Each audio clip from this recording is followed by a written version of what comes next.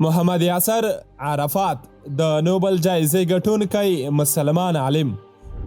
د افغان دعوت چینل د شخصیت پیژندنې په لړۍ کې دا ځل د نوبل جایزې ګټونکی یو مسلمان عالم محمد یاسر عرفات در پیژنئ.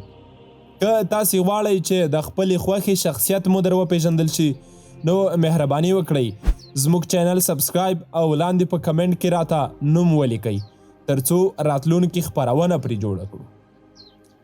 محمد عبدالرؤف عرفات د 1929 میلادي کال د اګست په 24مه نیټه د مصر په پلازمینه قاهره کې نړۍ ته راغی.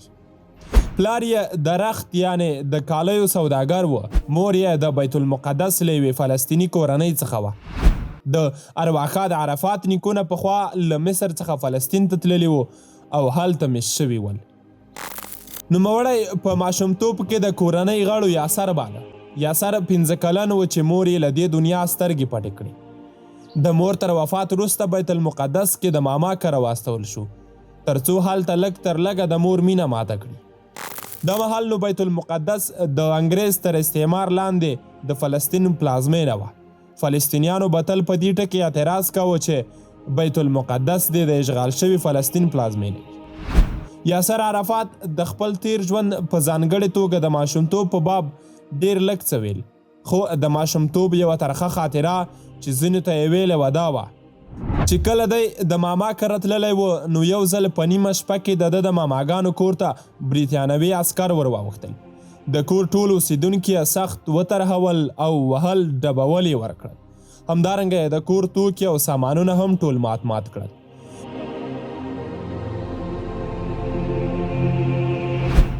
یاسر په بیت المقدس کې 4 کاله تیر کړل او بیرته قاهرې ته د خپل ابا غیږې ته ستون شو. د ده مشرې خور د خپلو معشومو خویندو او وروڼو پالنه کوله. پلار یې دومره مینه نه ورکوله ځکه دی یې کله هم په ژوند کې چېرته یادونه نه ده کړې. ان دا له دې هم جوتېدای شي چې په 1952 میلادي کال کې کله چې د عرفات پلار ومړ نو عرفات یې په جنازه کې هم چا ونه لید. ښاغلی عرفات لا تنکی 10 کلن ځوان و چې له قاهرې نه فلسطین ته په قاچاقي لارو باندې وسلې اړولې ځکه ده غوښتل چې د انګریزانو او یهودیانو ضد مقاومت کې وسلو ته اشد ضرورت دی او باید وسلې پرېمانه شي. 2 کاله وروسته یې د عربو او یهودیانو په جګړه کې مستقیما برخه واخیسته. مرحوم یاسر عرفات د قاهرې په پوهنتون کې چې هغه وخت د فواد پوهنتون نوم پرېښودل شوی و زده کړې کولې، خو د غزې په جګړه کې د برخه اخیستو په نیت یې خپل زده کړې نیمګړې پرېښولې. کله چې په دې جنګ کې عربانو ماتې وخوړه او یهودیان وتوانېدل ترڅو اسرائیلي حکومت رامنځته کړي نو دی سخت زیات مایوسه شو. دومره ناکراره و چې هغه مهال یې د امریکا د ټکزاس پوهنتون ته د داخلې لپاره درخواست ورکړی و. له هغه هم تیر شو، خو دا چې د فلسطین د ازادۍ په فکر کې و نو ښه ورته ښکارېده چې قاهره کې هم پوهنتون ولولي او هم د خپل هیواد د استقلال او خپلواکۍ لپاره د ملګرو په موندلو او منظم کولو بوخت شي.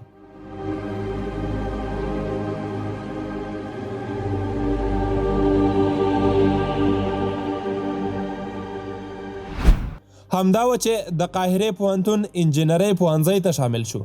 د پوهنتون سره خوا کې ډېر وخت د فلسطیني محصلینو او زده کړیالانو په راټولولو او د فکر په ورکولو تېراوه. په پای کې په 1955 میلادي کال کې له پوهنتونه د ډیګرۍ او سند په اخیستلو موفق شو. یاسر عرفات د زده کړو تر پای ته رسولو وروسته د لنډې مودې لپاره مصر کې پاته شو او بیا کویت ته ولاړ او هلته استوګن شو. په لومړیو کې د ساختمان په برخه کې کار وکړ او وروسته یو ساختماني شرکت جوړ کړ او کامیاب هم کړ. نوموړي د کاروبار ترڅنګ خپل ټول فارغ وخت سیاسي فعالیتونو ته ورکړ. په دې لاره کې په زیاته پیمانه په خپل مټ او د کاروبار لارې ګټلې پیسې خرڅولې. ارواښاد عرفات په 1958 میلادي کال کې د فلسطین د خپلواکۍ لپاره د الفتح په نوم ګوند تاسیس کړ. 1 کال وروسته له اسرائیلو سره د وسلوالې مبارزې د پیلولو په اړه یوه رساله خپره کړه. نوموړي بالاخره په 1959 میلادي کال کې کویت کې د پردیسۍ ژوند پای ته ورساوه او د انقلابي چارو په پیلولو شو. د پر اسرائیلو باندې د خرپ او ترپ او غلچکي جګړې پیل کړې او د همدې لپاره یې اردن خاوره د قرارګاه په توګه کاروله.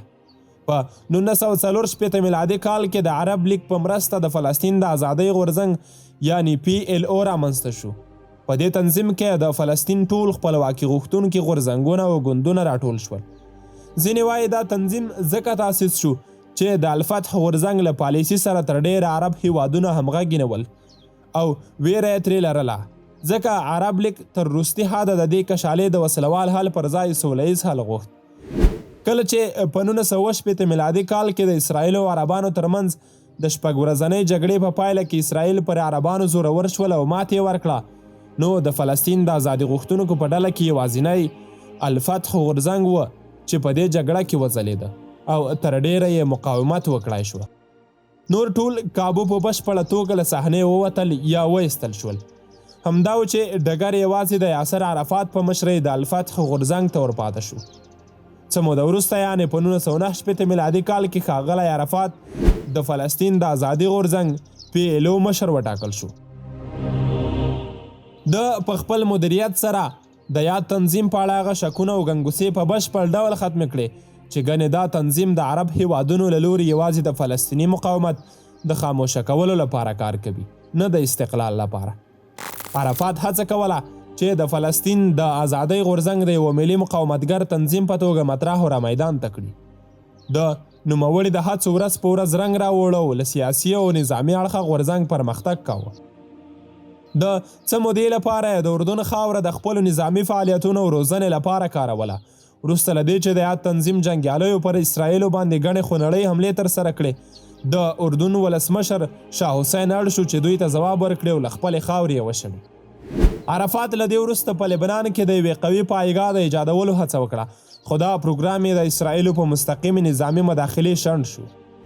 وروسته یې تونس ته مخه کړه او دا ځل په خپل تکتیک کې بریالی وښود، که څه هم څو ځلې له مرګونیو پیښو سره مخامخ شو، خو خپل سر یې وژغوره. یاسر عرفات که څه هم د اسرائیلو او یهودي څارګرو شبکو تر سخت تعقیب لاندې و، خو بیا هم له نړیوالو سره د اړیکو د جوړولو په تکل ډیرو هیوادونو ته په سفر ولاړ.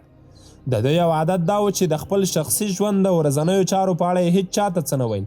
همداسې هم پیښه وه چې کله نوموړي واده وکړ نو تر کابو 1.5 کال پورې هیڅوک پرې خبر نه ول. بیا چې کله لور وزېږېده نو ځینې نږدې کسان یې په واده خبر شول. ارواښاد عرفات او د ده د فلسطین د ازادۍ غورځنګ هغه مهال له سختو ننګونو سره مخ شو کله چې پر دوی باندې د لبنان ځمکه تنګه شوه. نوموړي په 1988 میلادي کال کې په جنیوا کې د ملګرو ملتونو په غونډه کې یو ډیر مهم اعلان وکړ او ویې ویل د فلسطین د ازادۍ غورځنګ توریزم غندي او د منځني ختیځ په شخړه کې ښکېل هیوادونه د دې حق لري چې په سوله او امنیت کې ژوند وکړي.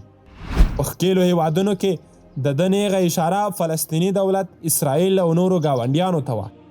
له دې اعلان وروسته نړیوالو وفهموله چې د سولې شونتیاوې شته دي، که څه هم په 1991 میلادي کال کې د ایران او عراق ترمنځ په جګړه کې د عرفات او د ده د ګوند لخوا د عراق ملاتړ دا بهیر لږ ټکنی کړ، خو بیا هم په دې لړ کې پرمختګونه وشول.